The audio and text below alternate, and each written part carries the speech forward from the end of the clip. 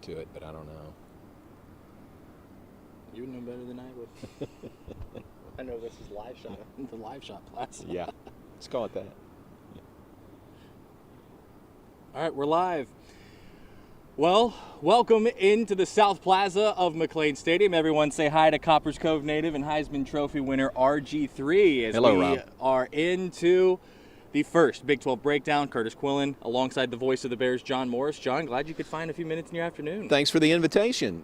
There's not much going on this week. I got lots of time this week, Right. so I'm glad to spend some time with you. It's not like there's a, what do they call those, a football game this week? Yeah, you remember those. Here it comes on Saturday, but it's an exciting time, isn't it? It is, and I can't remember how long it's been since expectations have been this high and seemed this sustainable at Baylor. Probably back pre-scandal easily, because even there, I think we can all agree that there was something about that 2019 Matt Rule Sugar Bowl season that didn't feel quite as right as last season did, just off the cuff of it, and he wound up leaving after that year. Yeah, I think when Coach Rule was here, and he did a great job in 3 years. Yes. You know, to go from 1 win to 7 wins to 11 wins. I mean, that was just great. But I think we all knew that he wanted to coach in the NFL. And even after that first year, he was interviewing with the Colts, right, in the NFL. So more power to him. Hope he does great. Hope he has a long career in the NFL. But he had 3 really good years here. I like the stability we have right now, though, with Dave Aranda. Yeah, and Dave Aranda, a guy who talks openly about wanting to stick around. He signed an extension in the offseason. With all of that, let's talk about Saturday, the UAlbany game, the season opener against the Great Danes. Obviously, this is a Power 5 school against an FCS opponent. On paper, it's a bit of a mismatch. Do you kind of agree with that in your scouting? I think so. But that's kind of where Baylor is right now. And UAlbany comes in 2-9 last year, and it's the highest ranked FBS opponent they've ever faced. So maybe a little daunting for them. Kind of interesting. They're coming to Waco on Thursday. Normally teams travel in the day before the game, but they're coming on Thursday, I think, to get acclimated to the heat. And I've told their radio guy, I said, hey, it's fall already here. It's not even 100. So you guys are getting lucky. It's only going to be 91 on Saturday. Right. So, but they're coming in on Thursday. So obviously it's a big game for them, but it's a big game for Baylor too. You want Baylor to play well, you want them to get a win. And what did Coach say? He wants them to establish their identity, starting with this first game. So I'd like for both of us to give our top 3 things we want to see coming out of the Albany game, with it being, for lack of a better way of describing it, the FCS paycheck game for the season. Okay. My main thing I want to see is a confident squad getting on the plane to Provo next week, because I think you can build a lot of confidence if you can cover. I think one of the sports books in Vegas has Baylor as a 41.5-point favorite Saturday, which kind of a mixed bag at Baylor on whether they've covered against that FCS opponent or not, and not necessarily in a bad way. Obviously 2017, everyone would like to forget about that Liberty game, but even in 2019, Baylor didn't cover its FCS game against Stephen F. Austin, and that was a Big 12 championship game team. That was a Sugar Bowl appearance team, and so I want to see a confident team build up a lot of swagger getting on the plane going to Provo in week 2. My second thing is I want to see Blake Shapen and Kyron Drones, knowing that they will probably both get onto the field, play really, really well and build some confidence in themselves. I don't think that's an issue with Blake Shapen, but I think now that they've had an offseason to get the offense built around Blake Shapen instead of Gary Bohannon, I think that can set itself up nicely for Shapen. I'd like to see Drones come in, because if Shapen gets hurt, it's either him or someone else in that quarterback room is coming in. And then the third thing is, has the run game lost any steam? I'm not worried about the defense. The defense has been good every year under Ron Roberts so far. Can the run game keep its power it had last year while they still build that passing presence? Yeah, very good. Those are 3 good ones. I need to write those down. I'll get those in the broadcast on Saturday. You talk about the line and cover. I work for a school, an NCAA institution, so I don't know anything about that, okay? Right. I've heard about that kind of stuff, but I don't know anything about that. So I will not talk about that, and you cover that area. But the number one thing I would like is sort of what Coach said, to develop an identity of the team. What's this team? Last year's team had a very clear identity. You say, what was Baylor last year? They ran the ball well. The wide zone offense was really, really good, and they had a really good defense. I think the best defense in the Big 12. Now, you may argue Oklahoma State's was better, but I'd say they're easily 1 and 2. They were. And they you were. can go back and forth on the week. But I think this year Baylor may have the best defense in the Big 12 conference. So establish that identity. What is this team? It's a new team. It's a new year, and there's a lot of returning players, but you've got to establish it all over again. So that is, I'll take that page from Coach Aranda, establish an identity in this game.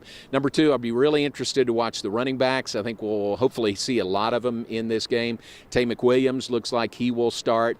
Richard Reese is a freshman from Belleville that in the practices I've seen has looked really good, and I think fits into this wide zone offense pretty well. So get to see him, under the lights. Who else? Quaylon Jones is a running back there. Josh Fleeks, who moved from receiver to running back, and then Squirrel, getting him back out there and hopefully keeping him healthy all year. So that's a long list of running backs. Hopefully they'll all get a chance to play, and just kind of establish, the running backs again. Like those two last year, those guys were really good. Abram Smith and Treston Ebner. Abram Smith was just the perfect type runner for the wide zone offense. Right. He's running to the right, and he can either follow the blockers outside, or he can plant a foot and go cut up field and just punish, defenders, and he was just really good at that. So, who is that? Who's this year's Abram Smith? What did we think about Abram Smith this time last year? We didn't have any idea he was going to set a school record for rushing in a year. Would be the feature That's back right. in that offense. That's exactly right. And look at the way it played out. So watch the running backs. That would be my second thing. And I'll be real interested to see the receivers. That's a new group. Our top 3 of our top 4 receivers from last year are gone, but we've got some good guys in that room, just sort of unknown right now and unproven. Gavin Holmes, hopefully he can stay healthy all year. That's one of the things, man, I pray for this year is Gavin Holmes and Squirrel Williams to stay healthy for the entire year with everything that they have been through. And I hope that they can do that, and they'll be real contributors, if they can do that. But, Armani Winfield, the freshman that is here, Hal Presley, I think, is going to be prominent, one of the prominent receivers. So Monterey Baldwin, of course, he's shown flashes. But I think there's really good receivers in there. People just don't know them yet. And with Blake Shapen throwing the ball, they're going to have their opportunities. So that's what I'm really interested in, is seeing those guys and how they perform. Another one, if we were going to give like a 3B, I think would be, and we would both agree on this, is the tight ends. I want to see Ben Sims take a step forward. He had some amazing catches last year. I remember his the first score of the game at Kansas last year, right in front of me in that north end zone. The toe tap in the back of the end zone. It's a touchdown on Sundays too. A beautiful connection he had with Gary Bohannon. Can he continue building that with Blake Shapen? I think the answer is yes, but it's going to take a couple of Saturdays to be able to see it. Yeah, Ben Sims is really good. Preseason All Big 12. He may be, by the end of the year, he may be our leading receiver. And you don't think of a tight end as your leading receiver guy, but he's just such a weapon. Right. And the funny thing is, don't forget, Jeff Grimes is the offensive coordinator. You know what position he coaches? He coaches tight ends. Tight ends, right. So the tight ends are naturally going to get, their opportunities. Yeah. And it's not just Ben, it's Gavin Yates back there also and some other guys, so they'll get their chances. But I think Ben Sims is really, really good, and they know it, and they're going to use him a lot. We'd be remiss if we didn't talk about Blake Shapen. I mean, it's a Power 5 team coming off a conference championship, picked to win the conference again, and they're changing their everyday starter. I counted, I think, 6 or 7 new opening day starters for Big 12 squads. How about that? When the season kicks off tomorrow night. You look at Blake Shapen. Thoughts on him through fall camp? Because what I saw in the practice windows we had looked really good. Do you feel the same way? I really do. I feel very good about him, to the point that I mentioned I want to see the receivers and I want to see the running backs. I don't really have a question about Blake. I'm fortunate in that I work for Baylor, so I can watch practices out there, and he just looks really good. He's a very confident guy and has a really good arm, and I'll extend that to, I've got a lot of confidence in Blake and in Kyron Drones. He's got a great arm, and I think we've got 2 really good quarterbacks there, so I really don't have any questions about him, and I think he's got the type of mental makeup that being the main starter, and starting this game, going into a season as the starter, right. I don't think it'll faze him one bit. I think he's ready to go. And you look at the 3 games that he saw so many snaps in because of Bohannon's early injury against Kansas State. He played a lot against Kansas State. He started the Texas Tech game to get to the Big 12 championship game, and then he started the Big 12 title game against Oklahoma State, where we've all written and talked at length about the records he set in right. that game, and I don't think they need to be repeated. I think everybody kind of is aware, so I think that he'll do well. I want to see what wrinkles they have in this offense with him back there. They're trying to keep that physical presence, that running presence, but they're trying to expand the passing game yep. because there were some games last year where it just simply was lacking, right. and they could have used it at times. TCU comes to mind. Oklahoma State the first time yeah. comes to mind as well. No question, and I think that's there. I mean, that's in the package now really more than it was, and that's not a knock on Gary Bohannon, right. but it's just Blake is a more accomplished, more efficient passer, and it'll be more a part of this wide zone offense. So that'll be fun to watch. Gary Bohannon, one of the nicest human beings I've ever interviewed. He was so upfront with us and honest with us. Personally, I wish him well in Tampa. I do too. It's the same yeah. for a lot of Baylor fans. Yeah. You look around the Big 12. So drop your questions if you have them in the Facebook comments on this stream. That's the 6 News Facebook page, and we just might answer them here, or we might just ramble and answer it anyway. You look at the rest of the Big 12. We talked about the Albany game. 6 new quarterbacks in the Big 12. I had to recount that. Blake Shapen, the new everyday starter at Baylor. He was not the opening day starter last year. Quinn Ewers is the opening day starting quarterback really? Hadn't at heard Texas. Anything about Hadn't that. heard anything about him either. Not at all. Dylan Gabriel, a transfer, is now the projected opening day starter for Oklahoma. Adrian Martinez, the Nebraska transfer, now at Kansas State. Hunter Deckers, now at Iowa State, with Brock Purdy making the 53-man in San Francisco. And then Georgia transfer JT Daniels at West Virginia. Which one, other than Shapen, do you kind of like the situation they're walking into a little bit more? That's a good question. Personally, I go with Adrian Martinez. That's a good spot because K-State is really good. They are really good overall. And it's like, I think he steps into a situation where he doesn't have to do it all. Right. I don't know about some of these other situations, but you're probably right there. I like JT Daniels at West Virginia. I think everybody sort of assumed when he came in, he was at USC first, right? And then Georgia. So. And then Georgia. Yeah, and now West Virginia. But everybody just assumed, he's going to be your starter. But they didn't announce it till this week. Right. So I think it might have been yesterday. That's right. So he had to probably work to get that starting job, which is not a bad thing.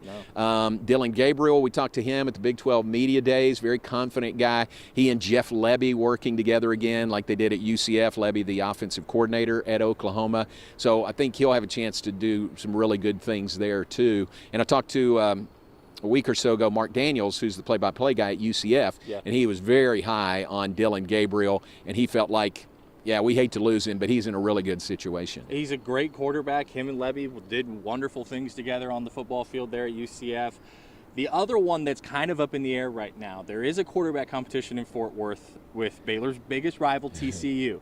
It could be Chandler Morris, the son of Chad Morris, the former Arkansas head coach who was at Oklahoma last year, or they could go right back to Max Duggan. Yeah. We don't really know who they're going to roll out there tomorrow night yet against Colorado, but Baylor saw both of those quarterbacks last year in Fort Worth. Yeah, that's true. And there's a third also. I can't think of his name, but didn't Sonny Dykes say they may play all 3 of them in their season opener? So that sort of begs the question, and believe me, Baylor's been in this boat before. If you've got 3 quarterbacks, do you really have 1 quarterback? Right. And believe me, we've been in that situation before.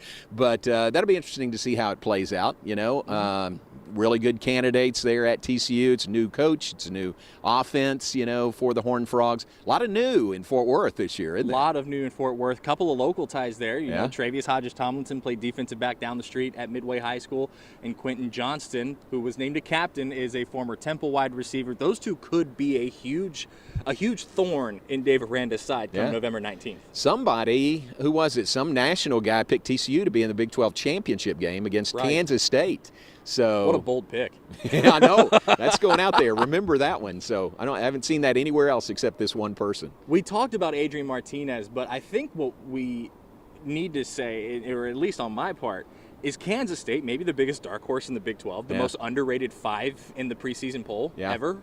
Maybe, but are they really a dark horse because we're talking about them so That's much? true. You know, I think they've earned everybody's respect. I think Chris Kleiman is a great fit for Kansas State. I told him that face to face at the Big 12 Media Days. He said, "What does that mean?" And I said, "I don't know. I just think you and the way you run your program is a great fit for Manhattan and for Kansas State and your fans there. I just know they appreciate you and the way you're going about doing your business." He said, "Oh, okay."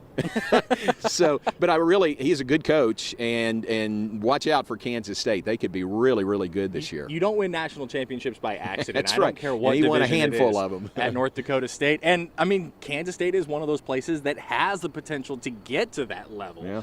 Maybe not to the perennial, constant national championship contender, but if there was one school where that North Dakota State mentality could transfer to in the Power 5, I'm putting that on Kansas State. That's it. And it has not gone well the past couple of years. They had a lot high expectations. They started really strong last year and kind of fell off the map toward the end of the season. And same thing during the COVID year in 2020, but probably even worse then when they lost to Arkansas State to open the season. So big year for Kleiman. I agree with you. I think he is the guy there. I think he's very Bill Snyder-like, but he has a little bit more of a modern approach than Snyder did. And remember, they've got a new assistant coach, a guy named Jerome Tang, who's going to find his way out there to watch football practice and kind of give his input on the football coaching side. He could be the new tight ends coach, given his experience at Baylor. No question. When you look at the other stuff happening in the Big 12, Texas. We talked about Quinn Ewers, last year, 5-7. That is never the expectation on the 40 acres, and I think we can all agree on that. But the constant is Texas back. I want to throw that out the window. Okay. What's going on at Texas, and what do we think of the Longhorns' chances this weekend against Louisiana Monroe? Yeah. Well, doesn't everybody think this is going to be just a walkover this week, and everybody's looking to next week, right? Next Saturday when Alabama comes to town. But Steve Sarkisian, his second year, transition year last year, has, I guess, his quarterback in there now in Quinn Ewers. And, gosh, they've got so much talent, and they always do. Texas always has so much talent. It's just a matter of putting it together the right way and getting the results on the field. So it's funny how many people pick them so highly. And not that that's a bad pick, but didn't somebody in the coaches poll give them a number 1 pick in the nation, right? They got a first place vote in the coaches poll. Nationally. So that may be a little bit of a stretch, but they're always dangerous because they've got so much talent there, and I don't know. We'll just see how it plays out this year. There's a saying in the power structure in college football, sometimes you recruit the logo.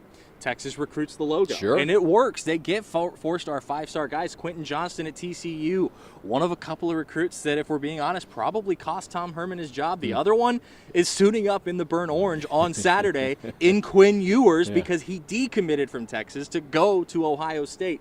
I'd be shocked if Texas didn't struggle out of the gate Saturday against Louisiana Monroe. Not because of anything Monroe does, but because it's week 1 at Texas. They always struggle a little bit in week 1.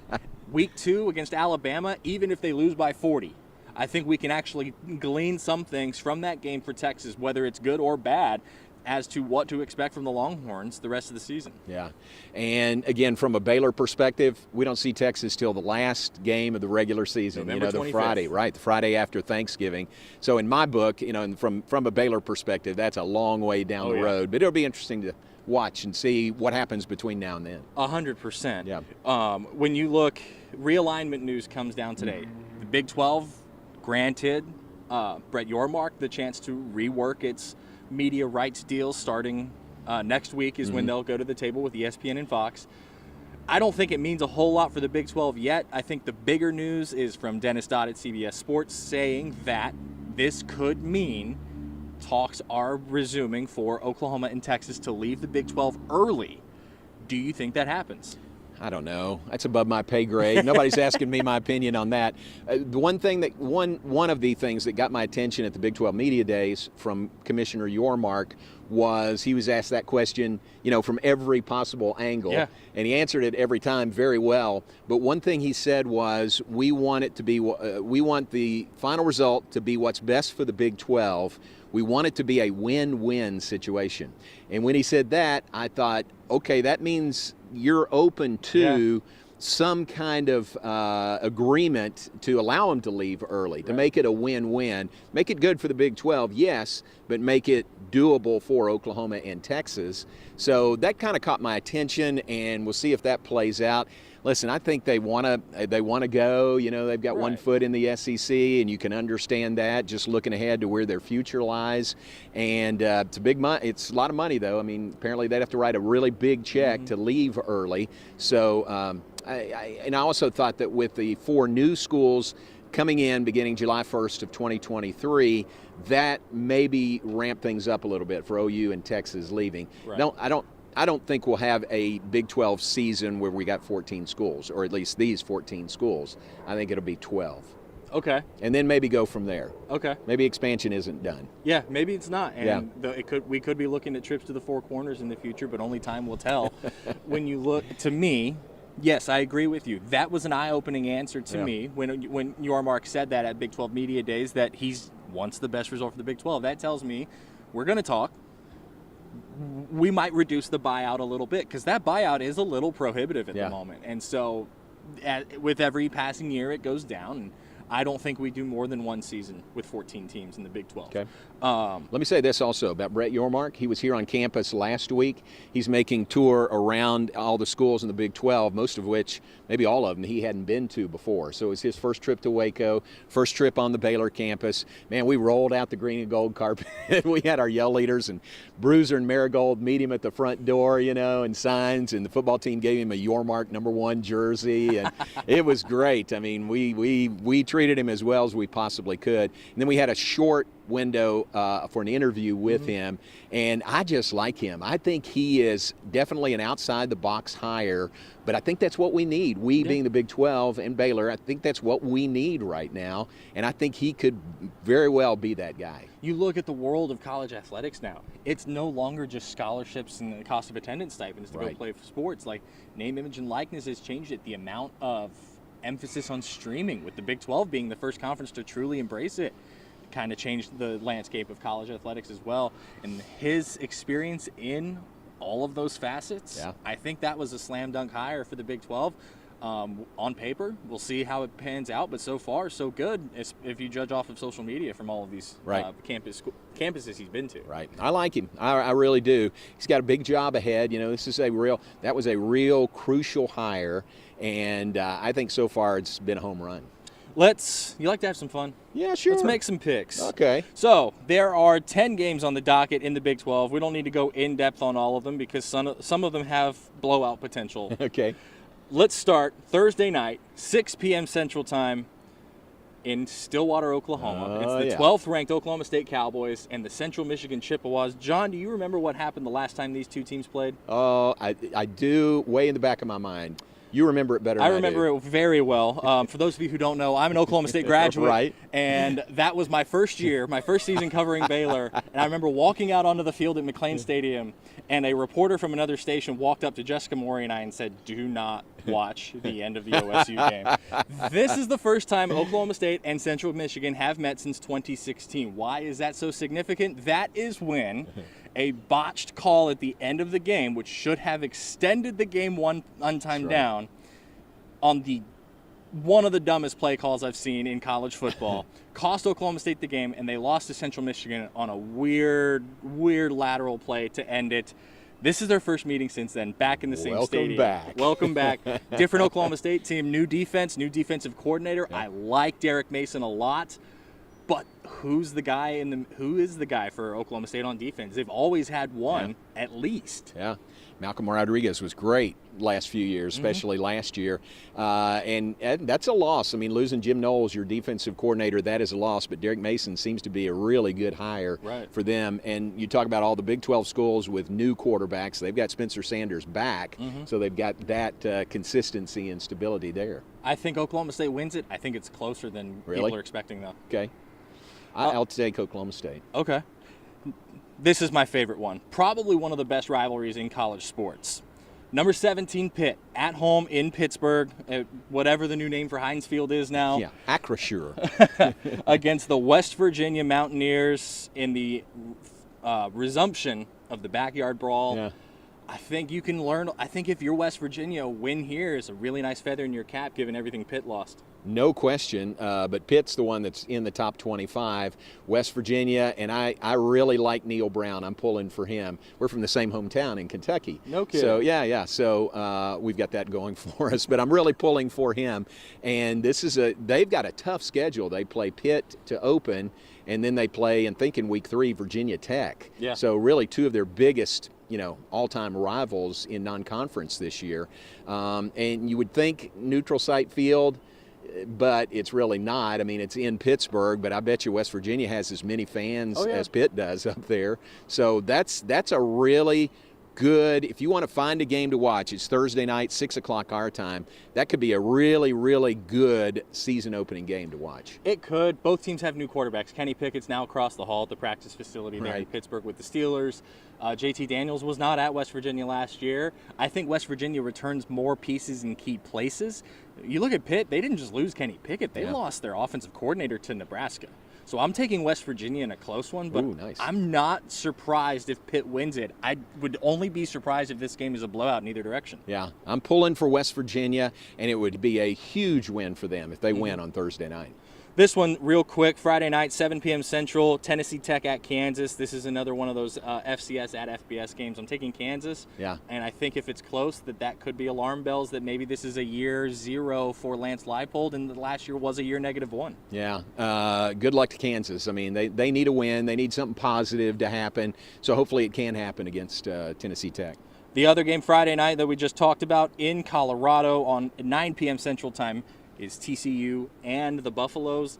Give me the Frogs. I think that they have enough really good players returning. Curious about the quarterback situation, but I think Sonny Dykes is a little bit more modern of an offensive coach than Gary Patterson was. Yeah, and it'll be our first look, really. To be honest, I haven't seen or heard much out of TCU's camp this year. Maybe that's me not looking for it, but it'll be interesting to see them on Friday night. And Colorado is they're just not that good. I mean, 4-8 last year, I think, and even though they're at home, TCU needs to help our league and help themselves go up there and win. 100%. You bring up Colorado, biggest. I don't know that it's even an accomplishment, but the biggest thing they were known for last year was when Haynes King got hurt from Texas A&M. Yeah. So Saturday, 1, 2, 3, 4, 6 games on the docket. Sorry, was told there would be no math. 1 p.m. Central, another FCS game at Southeast Missouri State at Iowa State. I'm taking Iowa State, but I want to see how Hecker's response to the start. Yeah, quarterback. Yeah, and Iowa State maybe being disrespected a little bit. Nobody's expecting much from them with all their losses off that team last year. But Matt Campbell's still the head coach, and he has a way. Yeah, I think he has a way of rallying their team when the expectations are lower. Remember last year there were really high expectations and they didn't quite get there. But maybe being picked lower and lower expectations, that'll help them this year. 2:30 p.m. Central Saturday, UTEP coming off a heartbreaking loss at home, visits number 9 Oklahoma, Brent Venables' debut as the Sooners head coach. I think this one has upset potential. I don't think it happens. I think it's closer than what Vegas is projecting as the spread right now. Yeah, they're going to be fired up. Brent Venables' head coaching debut there. And what they have, 65,000 for their spring game, something like that. So the Sooner fans will be there, and I think they'll do well. I think they'll roll. I think this defense will be pretty solid this year. Yeah. I think it's a double-digit win, but I don't know that we get to the 4-5 scores that some people are projecting in this one. Albany at Baylor. I'm taking Baylor. Yeah, I'm taking Baylor on that one. I think it's pretty easy to pick that one at the moment. Another one, South Dakota at Kansas State. Another 6 p.m. kick Saturday night. I like Kansas State. But any of those 4 Dakota schools, right, they can get you. But with Kleiman's background at North Dakota State, he knows that. And he tells his team that. So they'll be ready. I mean, South Dakota won't sneak up on K-State at all. And that's another ESPN Plus game Saturday, 6 p.m. Another FCS game here, 7 p.m. kick in Lubbock. Joey McGuire's debut as the head coach of the Texas Tech Red Raiders against the Racers from Murray State. I like Tech in this one, but the process to rebuild that program to what it was consistently could be a long haul. Yeah, but maybe, like I said, Chris Kleiman is a great fit at Kansas State. I think Joey's a great fit at Texas Tech. 100%. He and his wife Debbie and their family just fit right in there so well, and he's got that fan base enthused, and they're fired up to start with, so he's got them excited out there, and, there may be a little transition period till he gets his players in there, but I think they'll win this game for sure, and wish him nothing but the best. And this is good. I mean, you bring up he's the right fit for Texas Tech. There is a chance we could be talking about how impressed we are with a 1-2 Texas Tech team beating Murray State, losing to Houston and NC State, because those are 2 top 25 teams that Houston picked to win the American Athletic Conference. I really like that fit, though, with McGuire and Lubbock, like you said. And then Louisiana Monroe in Texas, the 7 p.m. kick. That's a Longhorn Network game to open the season. On the 40 acres in Austin. I like Texas to win it, but I'd like to see Texas start a little faster than it historically has in week 1. Right. Same. I think they'll win. I think they'll win decisively. I don't know that much about Louisiana Monroe, but I think they'll win. They just can't be caught looking ahead at all to Alabama, like fans might be coming in next week. But this is really a key game. You said about Baylor, you want them to have some swagger coming out of this game Saturday going to Provo.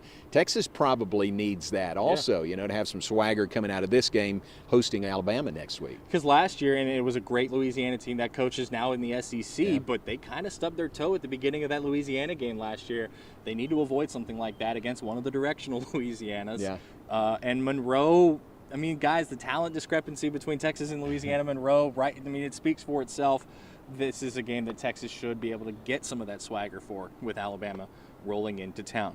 Well, John, I appreciate your time. Thank you so much. I appreciate it. Thanks for having me. This is the first Big 12 breakdown. We'll be here every Wednesday during the season, 1:30 on 6 News' streaming platforms. Join us next week. We'll see you Saturday live from McLean Stadium.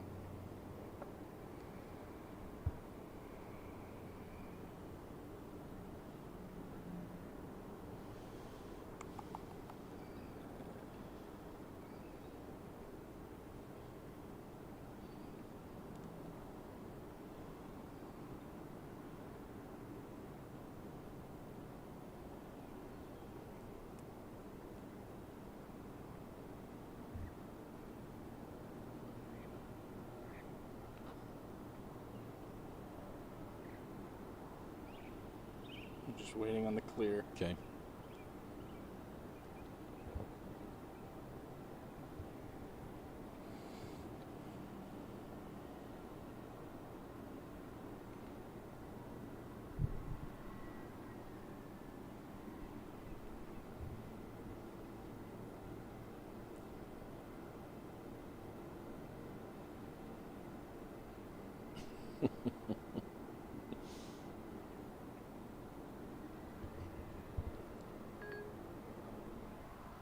I think we're good.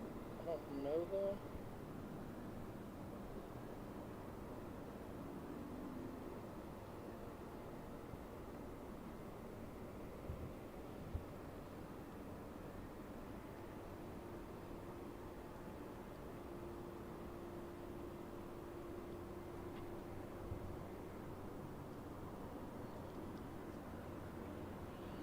I like that. It was good. How long was that? About 30 minutes. Was it really? Yeah. It's great. Plenty to talk about. Yeah. And I like I was thinking in my head the whole time because I didn't want it to be too scripted. I made bullet points on the way up here. I was like, this is what I think we should talk about. I didn't know if there was anything you wanted me to bring up, but I also figured that you've been doing this longer than I have. And you one won more awards than I have. You know how to bring up a topic. Yeah, no, I will. I'm just going to stop the stream.